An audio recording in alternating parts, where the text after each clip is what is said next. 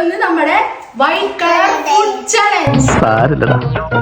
നീ എവിടെ പരിപാടി അവതരിപ്പിച്ചാലും ഇത് തന്നെയാണല്ലോ നിന്റെ വിധി.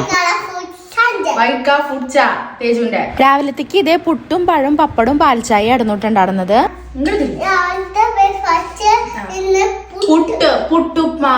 പുട്ടുപ്പുമാവ് ഞാൻ ഇട്ട പേരാണ്. പുട്ടും പപ്പടും പഴവും പാൽച്ചായയും. പുട്ടെടുത്തു,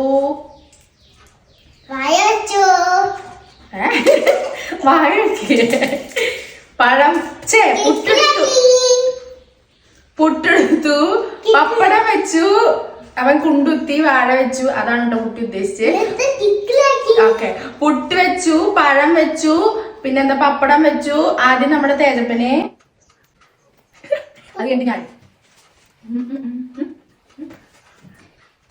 ഉച്ചത്തേക്ക് ഇതേ ചോറും തൈരും ആടുന്നു കേട്ടോ. തൈരാണെങ്കിൽ ഞങ്ങൾക്ക് രണ്ടാൾക്ക് ഒട്ടും ഇഷ്ടമില്ലാത്തൊരു സാധനം ആയതുകൊണ്ട് ഒരു ടച്ചിങ്സ് ആയിട്ടൊരു മുളക് വറുത്ത് വെച്ചിട്ടുണ്ട് കേട്ടോ. ഇഷ്ടമല്ലെങ്കിലും ഇതേ ചെറിയ രീതിക്ക് ഒന്ന് കഴിച്ചു കേട്ടോ. എനിക്ക് ഒട്ടും ഇഷ്ടമില്ലാത്തതാണ് ഈ തൈരും ചോറും മാത്രം കൂട്ടി കഴിക്കൽ കേട്ടോ. മുളക് കടിച്ചിട്ടും എനിക്ക് വലിയ ഇഷ്ടമൊന്നും ആവണില്ല കേട്ടോ. തേജപ്പനാണെങ്കിൽ ഒന്നും പറയേണ്ട ആവശ്യമില്ല. ഈ ഒരു സംഭവം അടുപ്പിക്കാൻ പോലും അവന് പറ്റില്ല കേട്ടോ. അതുകൊണ്ട് തന്നെ അവന് വായിൽ വെക്കുമ്പോൾ അവന്റെ എക്സ്പ്രഷൻ നിങ്ങൾക്ക് ശ്രദ്ധിച്ചാൽ അറിയാം.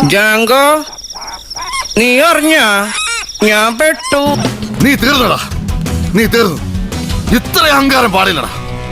നീ തീർന്നടാ, നീ തീർന്നു. ഉച്ചത്തെ ഫുഡ് ഫ്ലോപ്പ് ആയതുകൊണ്ട് തന്നെ ഈവനിങ്ങിന് നമ്മൾ എന്തെങ്കിലും സ്പെഷ്യൽ ആയിട്ടൊരു വൈറ്റ് കളറിൽ എന്തെങ്കിലും ചെയ്യണമെന്ന് വിചാരിച്ചിട്ട് അവസാനം ഞങ്ങൾ എത്തിയത് ഷെയ്ക്കിലായിരുന്നു കേട്ടോ. പാലിന്റെ കളർ വൈറ്റ് അല്ലേ എന്ന് വിചാരിച്ചിട്ടാട്ടോ നമ്മൾ ഷെയ്ക്കിലേക്ക് എത്തിയത്. പക്ഷെ തേജപ്പനാണെങ്കിൽ ഓറിയോ ഷേക്ക് വേണമെന്നൊരു ഒറ്റ വാശിയായിരുന്നു കേട്ടോ. പിന്നെ ഞാൻ ഒന്നും നോക്കിയില്ല, ഓറിയോ ഇട്ടു. അപ്പൊ ചെറിയ രീതിക്ക് ഒന്ന് കളർ മങ്ങിയിട്ടുണ്ട്.